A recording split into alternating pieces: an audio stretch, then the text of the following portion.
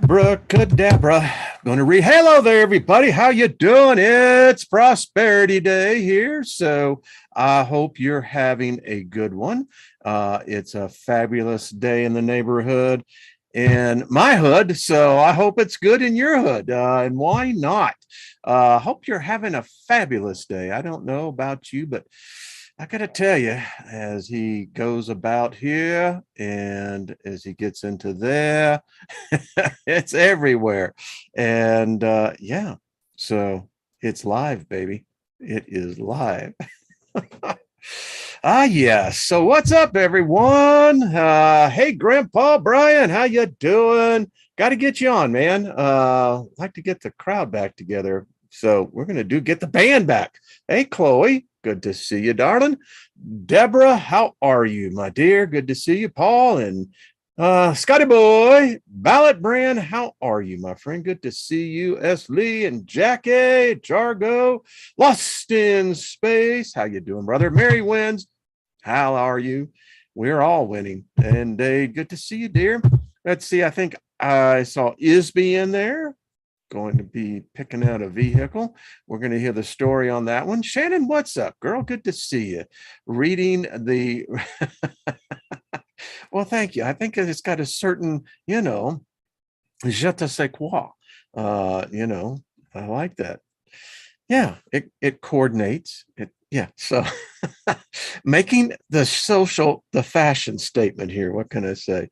Continuity. When I used to be in charge of marketing, continuity, man, that was the deal. So back to canning salsa. Oh, well, Grandpa Brian, I'll even buy a jar of that. I have a feeling it's pretty good. Glory, good to see you. Go. Hello, Jackie. So hope your Saturday and Sunday. Let me just speak favor over us all. In this realm, you need all the breaks you can get. Favor is a good one. It affords you the very best of what this realm has to offer. So, yeah. And Bosto, and happy birthday. And as I said, Mondays are Prosperity Day. So I want to share something from a good friend of ours. I leave his link down all the time. And that is our friend Frater Sheknick. And far out. So I've updated his contact. And in fact, while we're sitting here having all of this here fun, let me go over to there. There we go. And I think you can see that. Let me just make sure. As he goes down here, I think so. So here is his Etsy site. Link is down below. I tell you, this gentleman is, wow. He's very special and very special. Yeah, that's my coupon. It's in my cards. But and I have a message to Judy Essler. Get in touch with Frater, please.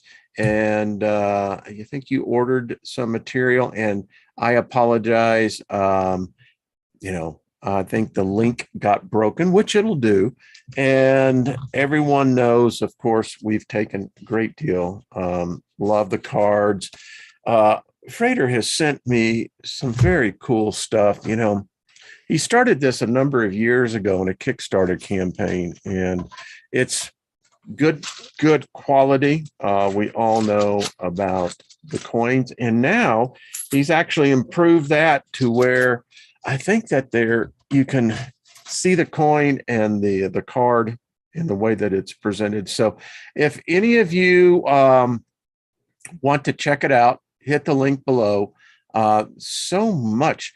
The thing about it is it's reasonably priced. And as I was telling Lynn this morning, I said, I'd like to get that. I like to get that. I like to get that. And I think we might do it because, again, the prices are extremely reasonable, and we could spend hours on this. So thank you, Frater. Much prosperity to you, brother. Much favor be with you. We surround you with love, and we appreciate your gifts and talents, no doubt. So let's get back over here. this doing the time warp thing, baby. Got a little meatloaf going on the back of my head. Yeah. So want to give a shout out to Lucy. She's a new listener found in Australia.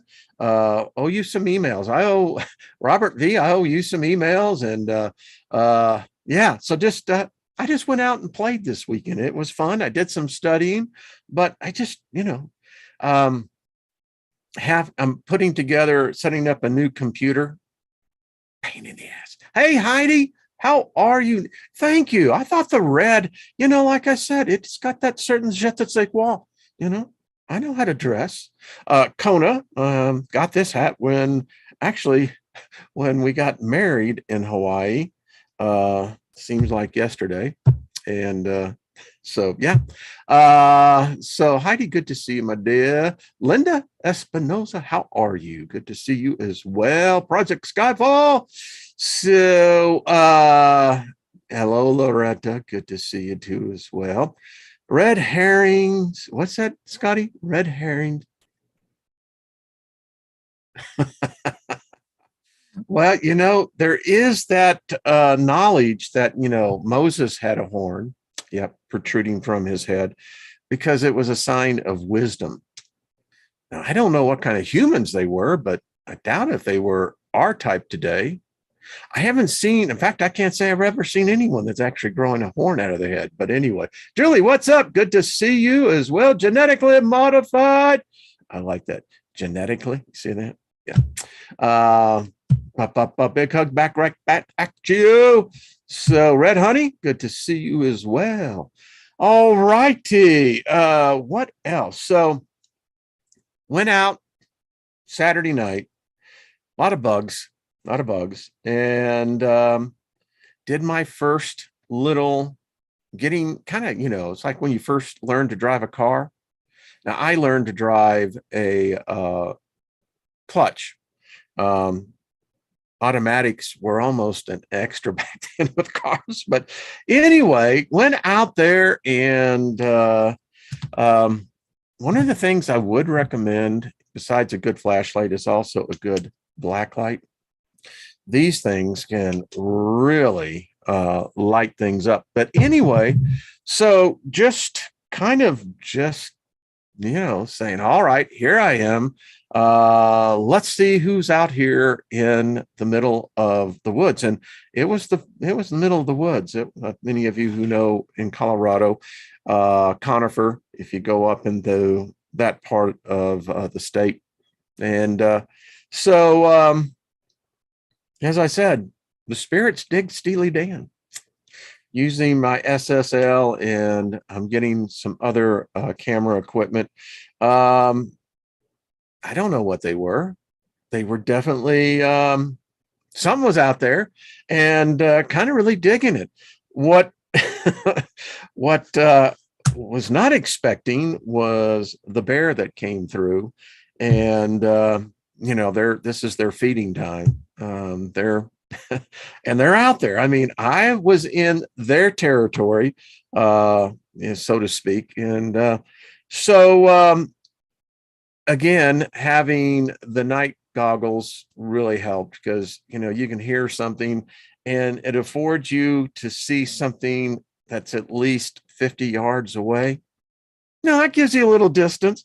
And the bear was very cool. But it didn't seem to really enjoy the music. So I don't know. But it was fun. And Gilbert, I know that you've said we're going to get together. We're going to get some folks here. I'm going to reach out to Ryder Lee and Chris Matthew and see about us maybe all coming together here and doing a little expedition. I think that'll be fun. So all right. So how was y'all's Saturday and Sunday? Okay, back to running and listening. The back of the bus. Yeah. So I came across this interesting grimoire, and I love these grimoires. I collect them. I mean, it's not for everybody. but I kind of dig it. You know, again, my perspective is that I had exposure to 50 plus years of what was supposedly the good, the light, the true word, found it lacking. And so if they're hiding all this, my reason is why. Why are you hiding this? I mean, if you're hiding something, that means you don't want it out. Is it to your disadvantage? So, hey,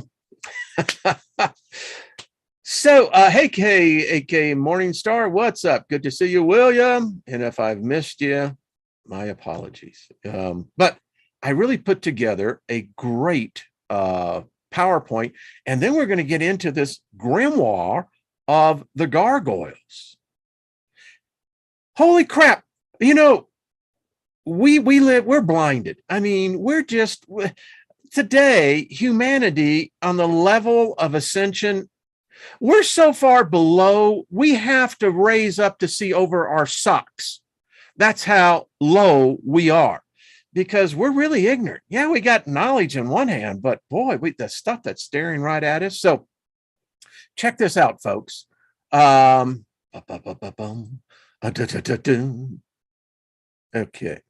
as he gets over here. So, Isby, I saw your comment that they are symbolic of the watchers. They are watching us, but it might be that they're doing more than watching, that they may be mocking us. Yeah, but whatever it is, I contend these are actual representation of not man's imagination, but actual creatures. And the thing about it is they're everywhere. Chrysler Building, what used to be, Notre Dame, the cathedrals all around the world.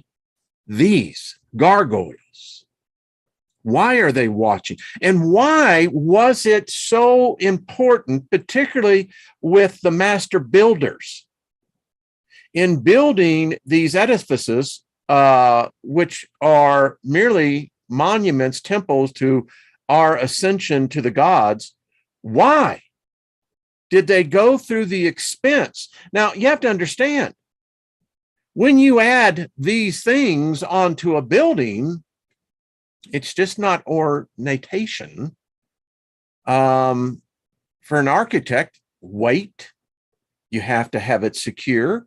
How much pressure, stress does it put on the building itself? So there is a reason. And if you begin to look at these things, they are flat. There's a story here. So many of them, winged, dragons, lots and lots and lots of dragons. Hello, Kaz. How you doing, darling? So, it's my opinion. These creatures still exist.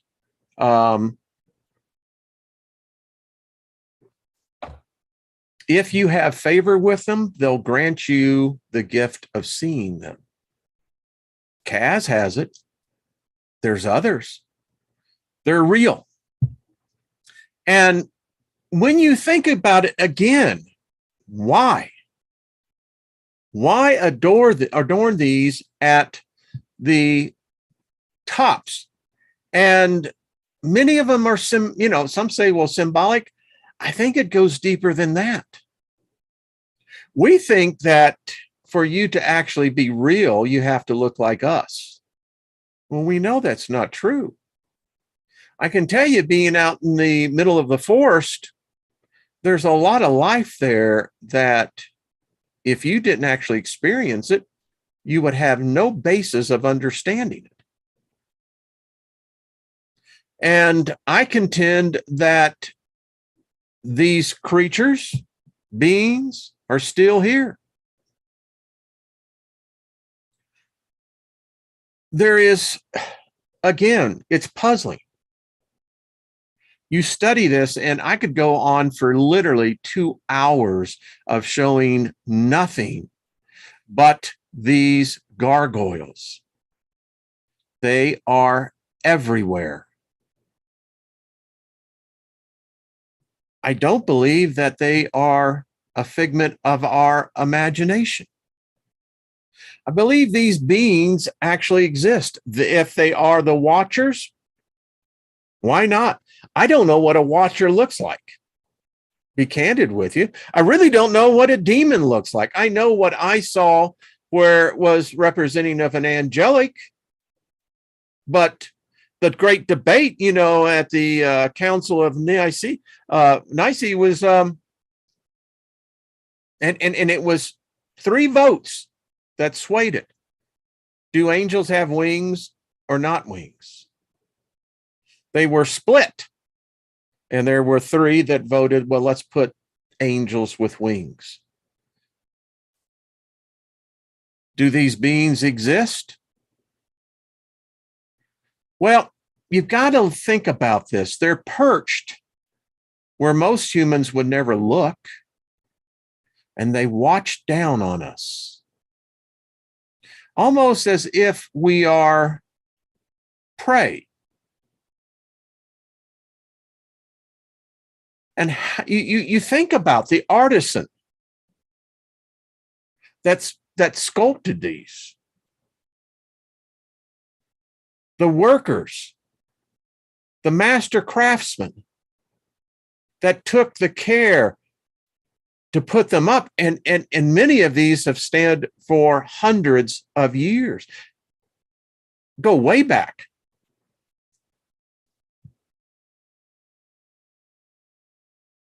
So what is going on here? This one's real symbolic. This, I believe this one is a scribe. As you can see, the feather and the inkwell, also representing the clergy. What's going on?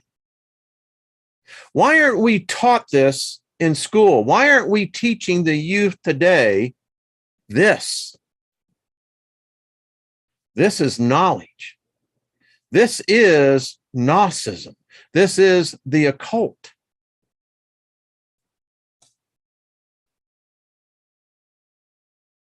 What are these creatures?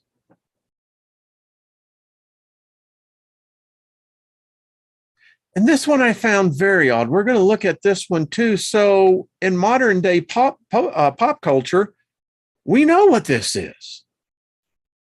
I have a question, though. The one who made the movie Aliens, Sigourney Weaver's trademark, right? Moniker. I guess he wasn't all that creative after all, was he?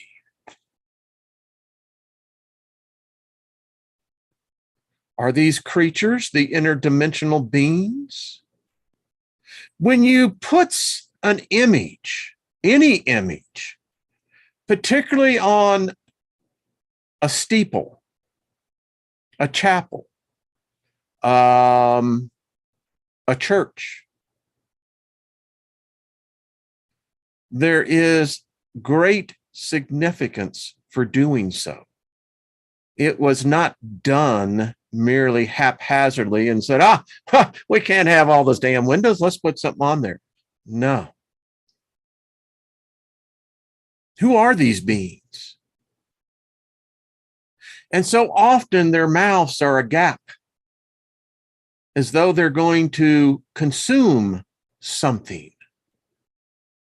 The mastery of the builders, again, they still, with weather, time,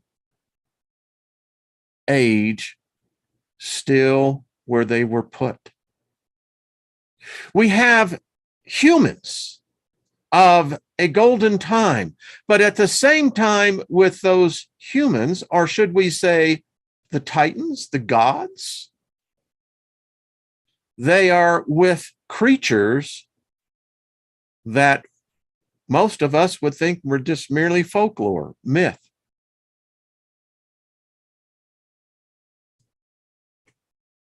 And when you study the faces, the detail of the artisans who took the time for the expressions,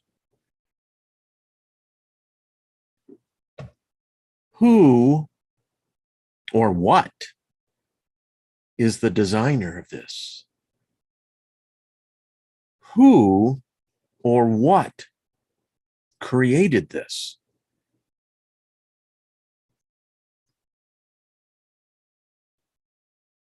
Who are these?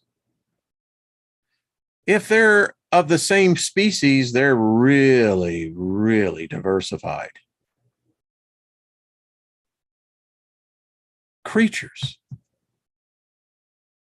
Are these demons? Are these angels? Are these the sovereigns? You know, we could say, well, it was just merely fanciful at the time. Well, yes and no. Because all around the world and in expanses of time, decades, centuries, we find commonality. So what's the message here? Again, many of these, I don't know what you want to call them, ornaments, their mouths are distorted. The tongue, what's this? Half animal, half human. Where have we read this before? And again, I keep thinking of the artisan. Where was their head at? They're fashioning this from stone. Wow, it's intense concentration.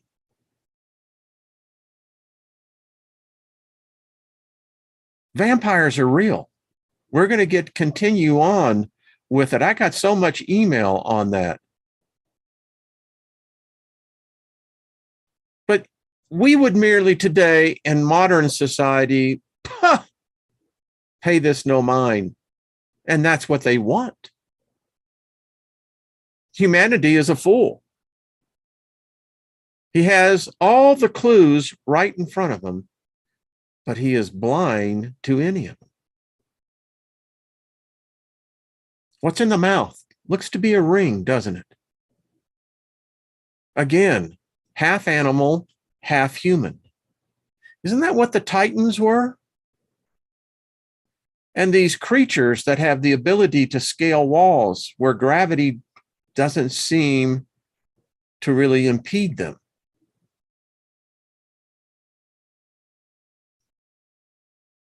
I often question, well, how did they create this? I mean, they didn't have, Britannica. They didn't have the false Wikipedia that people really take as for real. But anyway, yeah. What's this? Symbols in its hands. Again, the mouth open.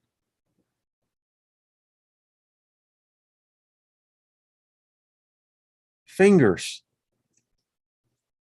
just like we have. The thumb.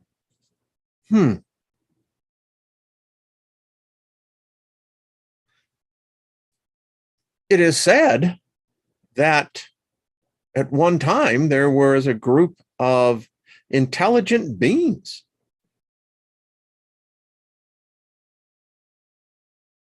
Not just simian, not an ape, not a chimpanzee. Things are not what they are. What about this one? I found this one really. Some of these, if you try to channel the artisan that was carving these, I mean, wow. Could you imagine having a beer with, so what do you do, man? Yeah, I'm a chiseler. What? Yeah, man, I chisel and create things out of stone. That sounds far out. What do you you got anything going? Yeah, man, I got a gig right down here on this this new church, this new chapel. Yeah, this cathedral they're building. Yeah, yeah. That's far out. So what are you doing, man? Well, I create these beings, that come to me and, they kind of give me their, I'm just kind of imagine the conversation, what would you have a conversation with a master stone mason? I mean, wow, check that out. What the hell is that about? These, again, the distortion of the mouths, gaping. It's weird. I mean, what is being said here? If every painting has a message, carries the energy of the creator that created it, what the hell? Again, they ain't teaching this in school. In fact, I don't even think they're teaching this in any school. What are these beings? Now, many will say, well, some of these, the mouths are because of the drainage. Well, okay. But that wouldn't account for all of them. The mouth. Something is here. And this one is strange. This is a dragon, a loving dragon.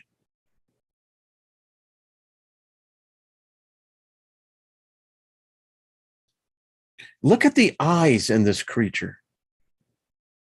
It's intelligence. Talks to you if you get close into it. Again, if the dragons find you favorable, they'll allow you to see them. They're here. They never left. They're able to be in another realm within this realm.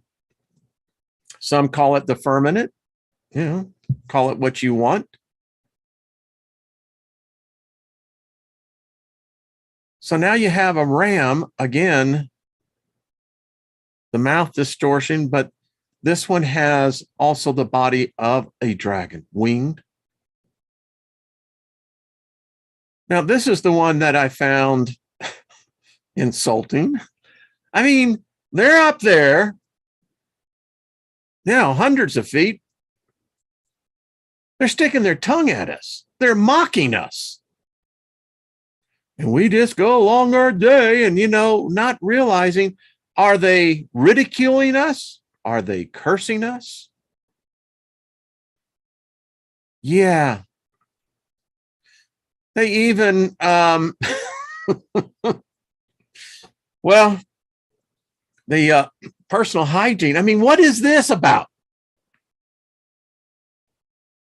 I got no idea. I did find it rather expressive. It's like, okay. Not sure. And again, now this one isn't a spout. This is another. What is the meaning of this? I've read a couple. I'm just curious of y'all who are listening and watching. And thank you. Thank you for hitting the like button. Feed the machine. Thank you very much. I don't monetize the channel. So let's just do the thing and make sure we hit the like button so the algorithm has favor on us. But anyway, what's up with the mouth? And then I often wonder, do they practice good dental hygiene here? I mean, dental hygiene is really important to me. I mean, it's extremely important, and it'll help you live longer. But then I'm going, okay, my mind, it goes in different places. So what the hell is this? The expression. I love it. I mean, I could almost see kiss the sky. Yeah. Not sure. Now we go to the real extreme. Not only are we picking our nose now with both index fingers, but guess what? We're using the others to open our mouth. Okay. I mean, this has got symbology all over it, right? Not sure what the metaphor or the allegory is, but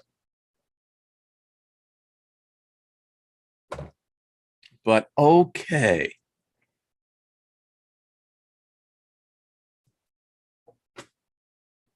I mean, that looks to me like a cute dinosaur.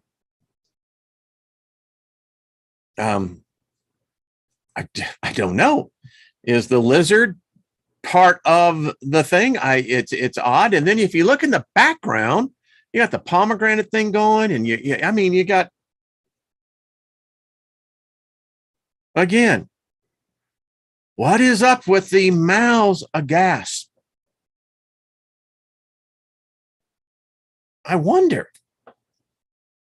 Because if you look at many statues, they don't have their mouths agape like this. And again, you have to look at the detail of what they're holding. Some of this, I'm not really sure. I think you can make a complete career out of this. I mean, if you think about it, according to some of the old books, there were animals talked. Animals have intelligence. It's odd to think that why their advancement has been retarded just like ours. Not sure.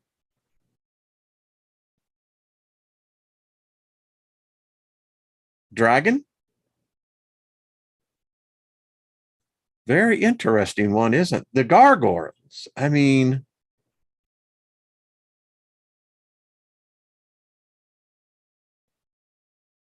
and I think about this from a predator and a prey situation. The predator is going to have the advantage over the prey, particularly if you have the high ground. Standard military basic knowledge. Get to the high ground. It's easier to defend the high ground than to let trying to take the high ground. But what's up with this?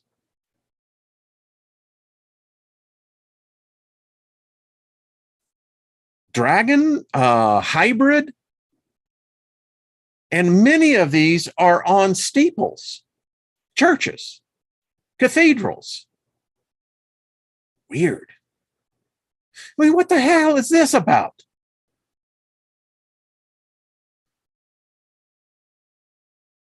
There'll be dragons out there. I mean, these dragons, they as opposed to the gargoyles, they're everywhere. But then you got creatures like this.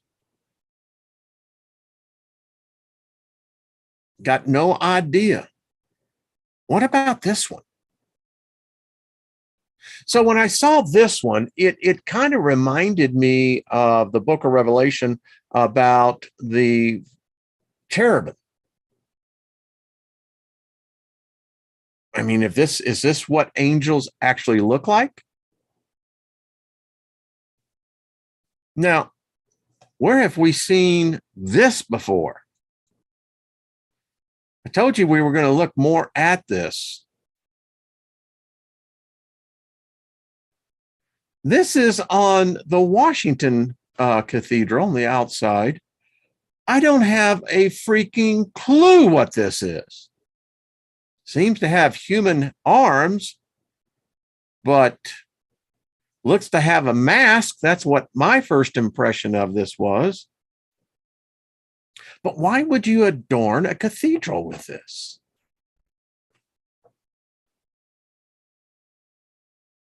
No, wait a minute, Spielberg. I thought you invented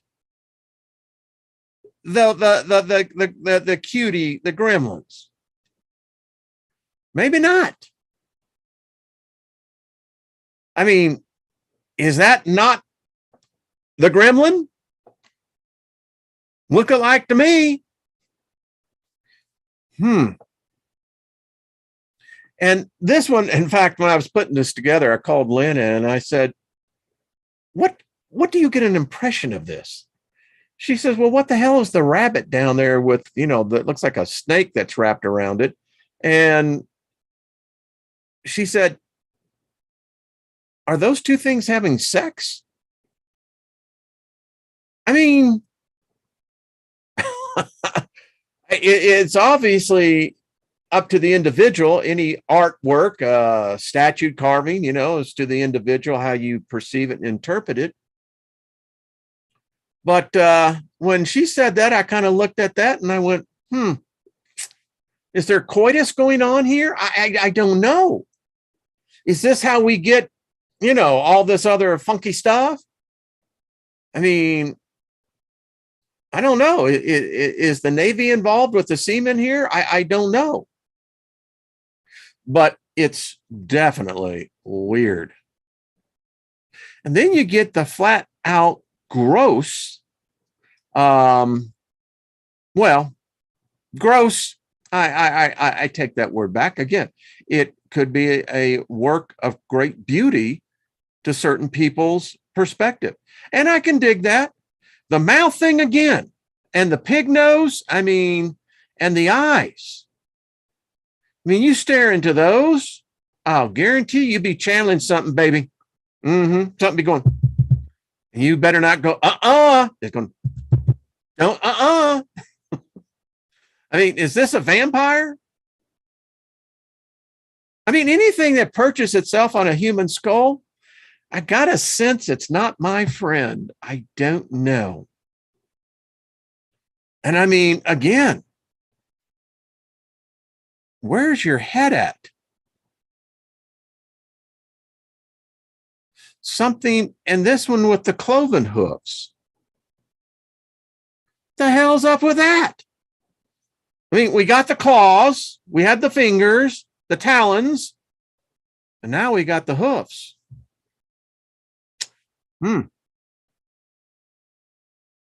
There'll be Satans about here.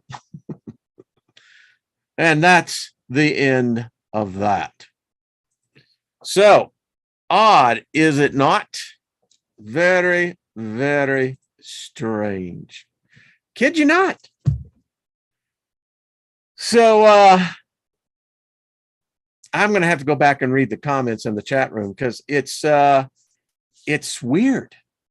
And again, there were hundreds and hundreds of pictures from all over the world of these gargoyles, so these creatures that sit atop our buildings, our places of worship, and you might as well just go ahead and just say our places of government.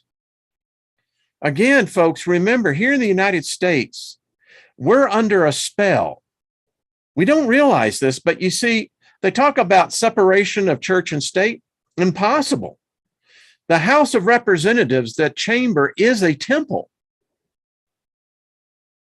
Weird stuff, eh? I read some of those comments in here. All right, so let's talk a little bit about this grimoire. If you want it, as you know, the grimoires are something to me. Give me 1 second here. As he goes here, wait a minute, I ain't gonna do that. Okay. Nope. Okay, give me 1 second as he lines it up. Here we go. Okay, kids, we have part 2. There I am. Right, blue bloods came from. Okay, I'm really going to want to see some of the comments of where did you think these artisans' heads were at? Were they channeling? Were they possessed? Yeah, that's a question that I think deserves an answer. All right, so this is the Stone Missal, a grimoire of the gargoyles. And oh, by the way, no, I'll get into that a little bit later. Now, this is a little disjointed book. I mean, yeah, it's weird. But part one, I'm going to get right to where we really get into all of this as he gets this up here. Give me 1 second. So this monk dude, you're going to get to know him. Quite some years ago, the author says, I was given a packet of manuscripts which were found by one of my students. Upon examination of the scripts, I discovered them to be the system of ritual evocation of gargoyles. Now, this is interesting, and I'll just digress here a second. You can invoke these beings, these creatures. They're more real than your relatives that died 100 years ago, because your relatives don't have images, graven images. Man, it's right there in front of us, right there and freaking in front of us. And we just go around, all right. Also referred to as gargoyles are the Gartant Imams. The scripts were copied by Joseph Abbott in the year 1799. This led me on a quest for more information about this rare Gothic form of evocation. For 5 years, there were dead ends until a colleague of mine visited me after several years of traveling. We then engaged in talking at great lengths on many occult practices. He then asked of my knowledge on the subject of gargoyles. I told him that I had some, and now you have to part, as I said, this is really weird how they've put this book together, but it's all right. Manuscripts copied by Abbott. I showed him my scripts, and he became inspired, as he had some also which matched the scripts I had, plus another set which went with mine. Apparently, there are 3 books. The first is this book, first scribed in 1285 by the Canon Fadge, and translated here from the Latin by the Venerable Cog in the late 16th century. Oh, this is good, folks. A second book was written on the organizing of a cloister with rules for furnishing and governing the cloister and initiations. The third book is concerned with the cloister ritual. These are nunneries. This is the vulgar book of the Gargoyles, which were intended as a safeguard for preserving this Gothic art in case of the cloister dying out as it did. Told you it was weird. Let me get back over here.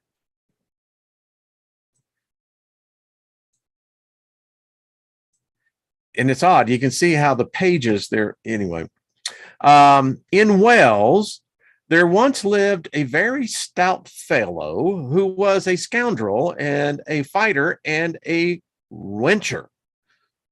Odd English, a wencher. This fellow named was Gideon Fadge. He led a miserable and destructive life.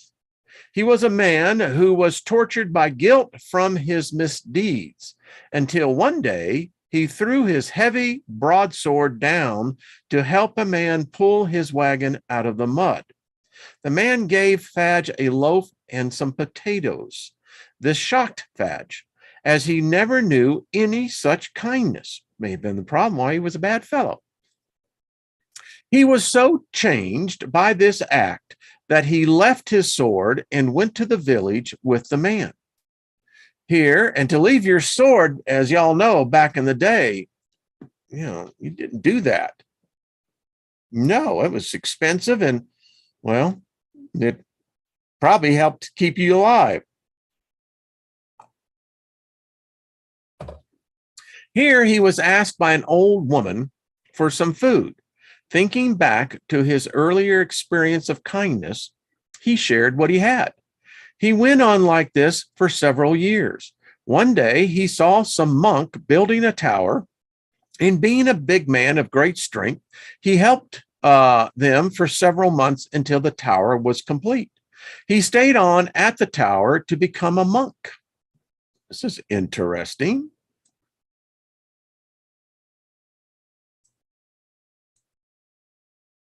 Fadge became the position of a canon several years later and had charge of a nunnery for 5 years and also guarded it. Apparently, he got the position because of his protective instincts. By some incident of battle or raid, the nuns were removed and Fadge stayed on and became a scribe. Soon he became lonely, and thus he got the idea to recruit young girls and started his own nunnery. Brothel? Nope, nope, nope, nope, nope, nope. He treated his nuns with the most pious regard until his passions got the best of him, of course. And he began teaching them as a lot does a wench.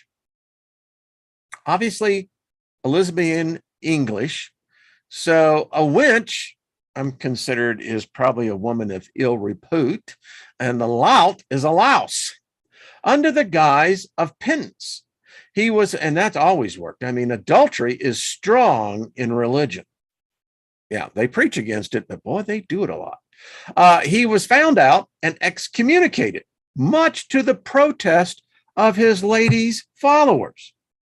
I mean, sex, baby, it always is about sex. But I contend that in many of these cases, what we so amusingly pass off as mere coitus is actually many times covered up in intense sex magic. That's for another show. Fadge traveled to France, retaining his title of Canon Fadge. He frequented the cathedrals and there met the dwarves who carved the gargoyles. And he learned of their art of gargoyle evocation. He adapted their beliefs and also pursued the occult arts. From these two pursuits arose the present work. His idea was to establish a cloister order of gargoyle congregation. Wow, congregation. Holy crap. I mean, when I was reading this the first time, I went, I know what they were up to. Yeah. But, you know, because it's always clouded, remember, it's the golden rule here. Those who had the gold rule. And back then in the day, the church had the gold and they ruled. Every kingdom monarch, they didn't screw with the church. It must be reestablished the fact that his intentions were to foster good knowledge and central ideas. Now, that's an odd way to put things. Good knowledge and sensual ideals. I mean, that's a whole story right there. Central ideals. How many of you have ever studied central ideals? The idea of ritual in the cloister was to pick 20. I looked at this and I said, you got to be freaking kidding me. 29? 29? Are you serious? Yes. Pick 29 people to represent the virtues of each gargoyle. And the people would be conjured as oracles to express the virtues of the gargoyles. Fadge planned ahead that if the cloister died out, this book would preserve the art. I and several colleagues of mine are in the process, of refounding this. And I have to go back up again. I am really intrigued by this. If they really are serious about this, refounding the order. If this intrigues you, please inquire. I shall. Magus. This book contains all those workings used to call your gargoyle virtues. It is spoken of that the venerable Canon Fadge, who did write this book, found many wonderful secrets from the dwarves who carved the gargoyles of the cathedrals. And he did write these secrets to be used within his order of the white robe. This order was founded to call forth the spirits of certain gargoyles for their virtues and powers. Those of this order are known as the gargoyle. They show virtue as when each person takes a gargoyle in the ritual. Wow. They show its virtues and become a gargoyle. Wow. There are three kinds of gargoyles or cows. First, the lion, which shows the philosophy of man. Second are the griffins, who show, and here we go again. Again, it's weird how they put this, but he combined two books to put this one together. So that's why it has it. That combines the passions of the flesh. The third are the scrolls, who show of the elements. There are 9 lions, 11 griffins, and 9 scrolls. These are the governing hierarchy. Barsetti is the ruler of all, and below the lions are 8 covens of 7. Below the griffins are the cloistered harlots. The scrolls stay as they are, ruled by the Nevar scroll. It shall not be requisited to form this order to call forth the virtues of the gargoyles. Like in demonology, it is requested to make ritual weapons. They observe certain orations and such. However, unlike demonology, a gargoyle will not bring any dangers to the conjurer. The Venerable Cog, 1565. A conjurer of gargoyles need to be aware that he takes care to perform the rituals most diligently, or he will not meet with success. I guess it's his aim should be to reach a height of enlightenment to attract the virtues of the gargoyles he chooses to call forth. When this gargoyle is called forth, it should be done into a black show stone, to be worn to attract their virtues. Wow, now that's a talisman. I wonder if Frater could come up with that. It's interesting. When the weapons of this art are formed, it is only requisited that they be made with, and here we go, the virtues of the gargoyles in mind. You will have no use of astrology here, as these creatures only show certain virtues. They do not exist otherwise. Now, concerning the gargoyles, the Stone Missal, Book 1, the gargoyles according to Fadge, concerning the virtues of the lion. Wow. Is this an interesting book? I mean, folks, and I can almost bet you we're going to start seeing other channels pick up on this. It's an interesting topic. Second edition note, the author wishes to present as much as possible of the original grimoire and as an overall plan in limiting any language complications. The illustrations provided will generally be followed by an applicable modern English translation. In the case of nearly lost Anglo-Saxon forms, they will be presented as they were written in the original book. However, if it is possible to give any general meaning of these passages, this will be covered in part 3 of the commentaries at the end of the book. This cannot be exact word for word translation, but a freer translation may be possible by using a process of recovering word roots derived from the old Anglo-Saxon etymology. As a suggestion for practicing the evocations in Anglo-Saxon, try to pronounce the words in a phonetic syllable by syllable way in a form close to modern English. Is this just freaking cool? I mean, the stuff we cover here, I mean, it's like, all right. So how about let's the evocation of lions.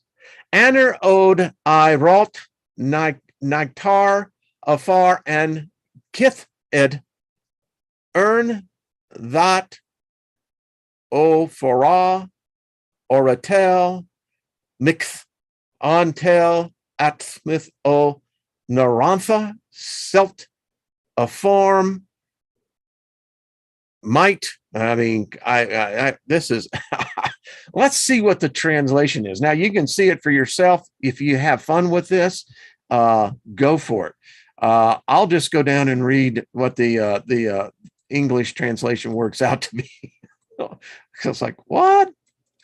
Okay, the evocation of lions. And there it is in its original form. I'm just curious to know what, oh, that's far out. Ah, look at the sigil.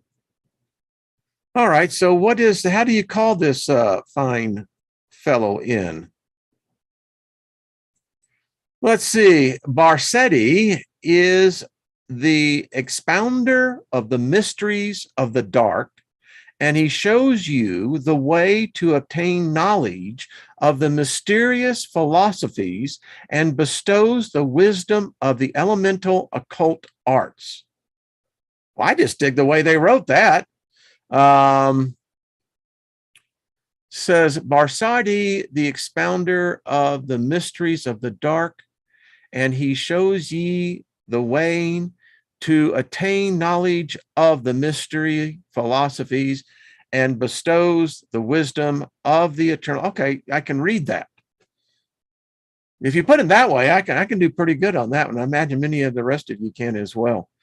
Oh man, I'm getting near the end. Ah, that sucks.